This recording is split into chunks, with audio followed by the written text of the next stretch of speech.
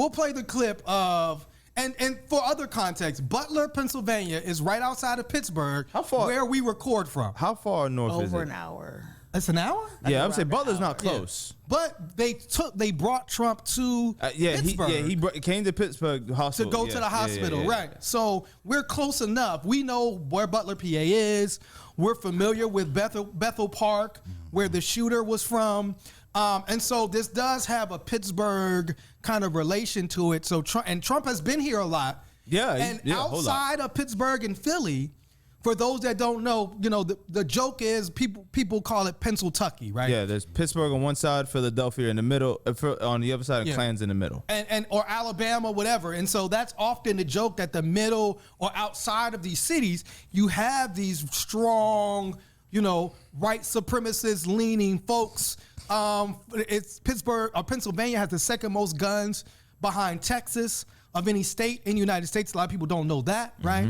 That it is a very prevalent culture of guns and hunting in Pennsylvania as well. And so all of that, but this is, of course, something that Trump and the Republican parties have been, championing. Yeah. And it'll be interesting to see. We haven't heard from Trump in terms of what his RNC speech will say, but here was Trump at the rally in Pennsylvania. And then the worst president in the history of our country took over. And look what happened to our country. Probably 20 million people. And that's a little bit old, that chart. That chart's a couple of months old. And if you want to really see something that's said, take a look at what happened. All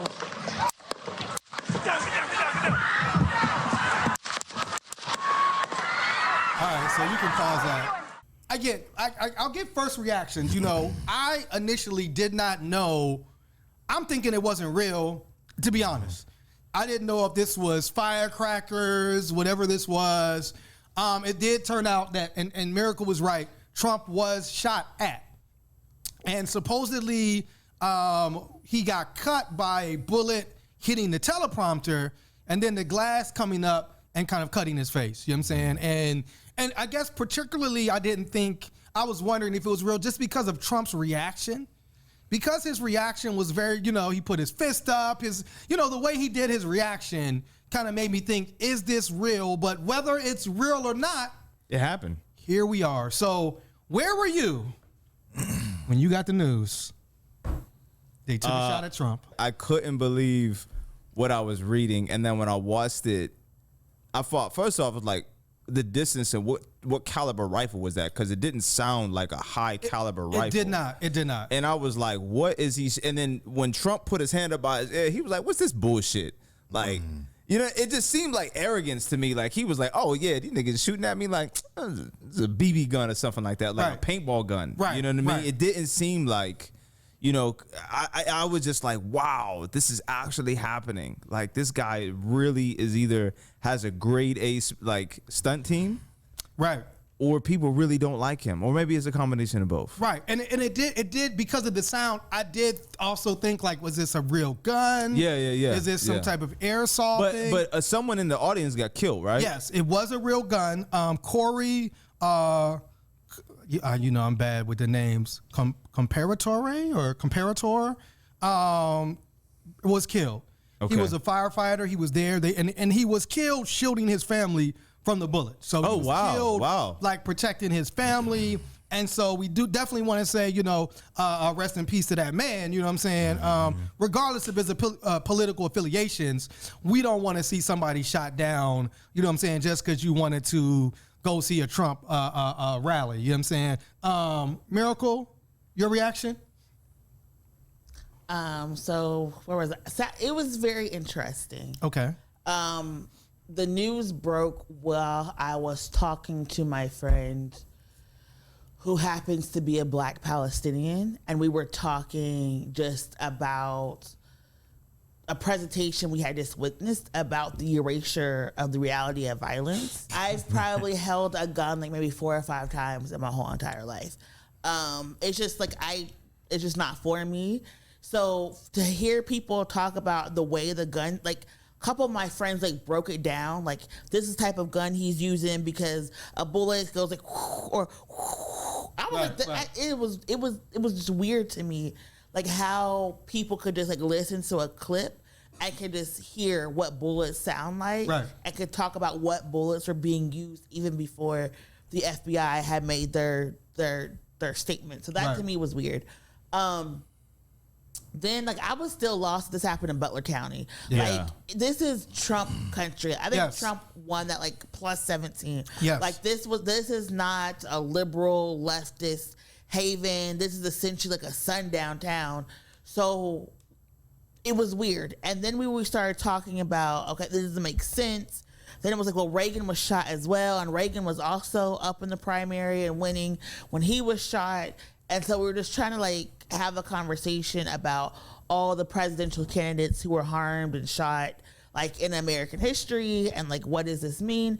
And then of course, before people were announced that they were unalived, jokes did fly, because it's like that's how you process sometimes like trauma, and it's like absolutely. But then it's also, I don't know if I'm jumping too far ahead, but for me, it's like I don't understand people talking about this kind of violence is unacceptable, political violence is unacceptable, while at the same time using politics to cause chaos and violence in so many people's lives. So like it was just a lot happening that I was processing at the same time. Again, and you're absolutely right. You are kind of jumping ahead a little bit.